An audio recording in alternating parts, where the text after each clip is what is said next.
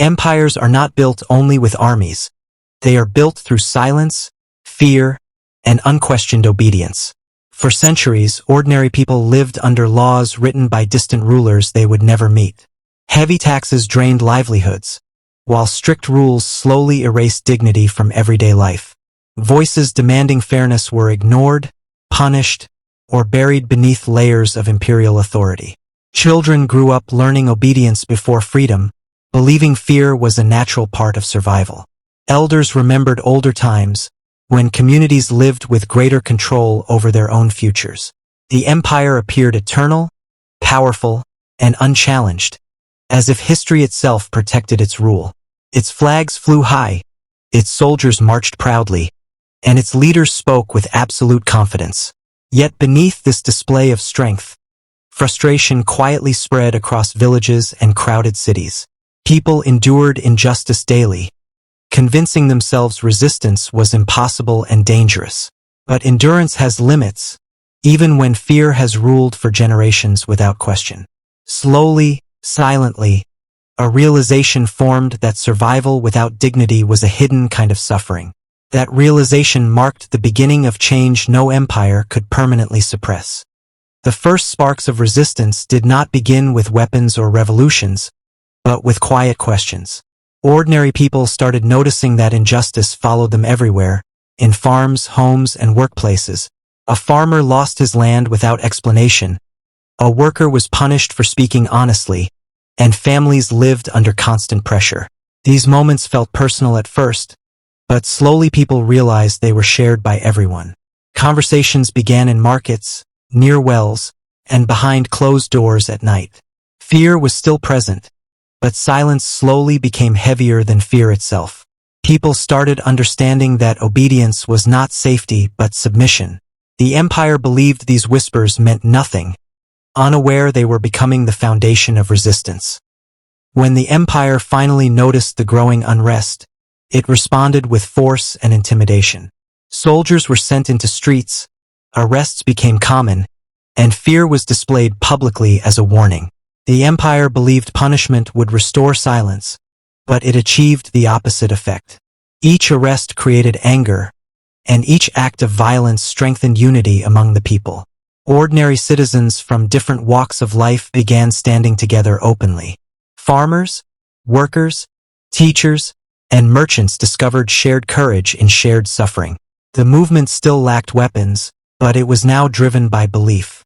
For the first time, the empire faced people who were no longer afraid.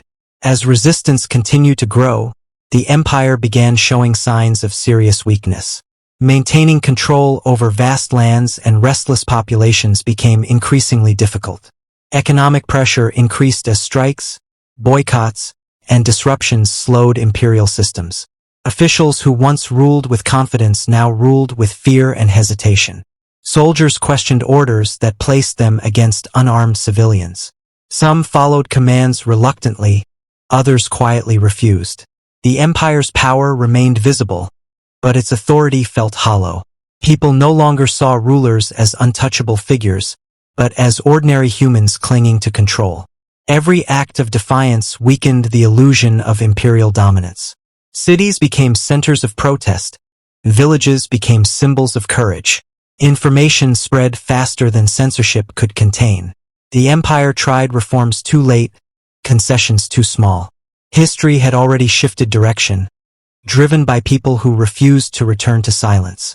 The fall of the empire did not arrive in a single dramatic moment or final battle. It came quietly, through acceptance that control had already been lost. Ordinary people, once fearful and silent, now shaped the future with confidence. Freedom did not solve every problem, but it restored dignity to daily life. Communities began rebuilding trust, identity, and hope from the ruins of oppression. Stories of courage were passed down, reminding future generations of their power. The empire faded into history books, remembered more for its collapse than its glory. What remained was a powerful lesson written by ordinary lives. That power does not belong only to kings or armies. It belongs to people who stand together without fear. History moves when silence ends. And whenever injustice rises again, this story waits to be remembered. Even after the empire collapsed, the true struggle did not immediately end for the people. Freedom brought responsibility, uncertainty, and the challenge of shaping a new future. Ordinary citizens who once followed orders now had to make decisions for themselves. Old fears did not disappear overnight, and wounds left by oppression took time to heal. Some questioned whether the sacrifice had been worth the cost. Others worried that new leaders might repeat old mistakes. Yet despite doubt and hardship, people refused to return to silence. They debated openly, argued passionately, and learned the meaning of participation. Slowly, institutions were rebuilt with lessons learned from suffering. The memory of oppression became a warning rather than a chain. What sustained them was the shared understanding that freedom, once claimed, must be protected. History had given them a rare gift, and they knew losing it would mean betraying those who had fallen. This chapter proved that rising against an empire was only the beginning. Building a just society was the real victory.